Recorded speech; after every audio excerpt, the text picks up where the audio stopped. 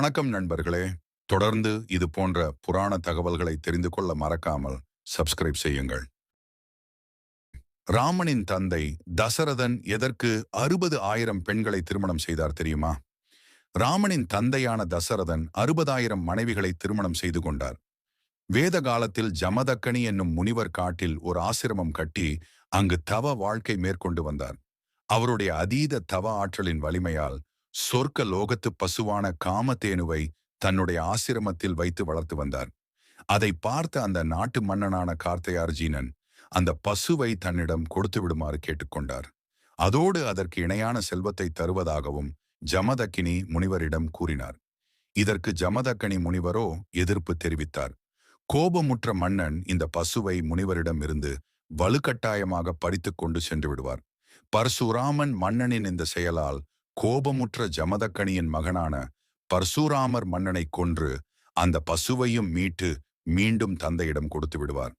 இதனால் பெரும் கோபம் கொண்ட கார்த்தவீர்யார்ஜுனனின் 3 புதல்வர்களும் தன் தந்தையின் மரணத்துக்கு காரணமான பரசுராமரின் தந்தையான ஜமதக்கனி முனிவரை கொல்ல திட்டமிட்டு அவரை 21 முறை வாளால் வெட்டி கொன்றனர்.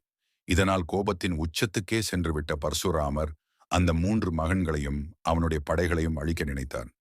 அப்போதுதான் சிவபெருமான் தனக்கு பரிசாக கொடுத்த கோடரியை பயன்படுத்தி வெட்டி வீழ்த்தினார். ஜமதக்கனி முனிவரை கொடூரமாக கொன்று குவித்ததை விடவும் சத்திரியர்களான அரசர்கள் பரம்பரையையே 21 தலைமுறைகளுக்கு பழிவாங்க வேண்டும் என்றும் சபதம் மேற்கொள்வார். அதே போல தொடர்ந்து சத்திரிய குலத்தை ஒவ்வொரு சந்ததியினராக பழிவாங்கிக் கொண்டே வந்தார். அப்படிப்பட்ட சத்திரிய குலத்தில் பிறந்த பேரரசர்களுள் ஒருவர்தான் தசரதர். போர்களில் எதிரிகளை வெற்றி கொண்ட பெரு வீரராக இருந்தாலும் கூட சிவபெருமானிடம் இருந்து பெற்ற கோடரி பரசுராமரிடம் இருக்கும் வரையில் எந்த போர்த்திறன் மற்றும் தவ சக்தியாலும் தன்னால் பரசுராமரை வீழ்த்த முடியாது என்று அவருக்கு நன்றாகவே தெரிந்திருந்தது.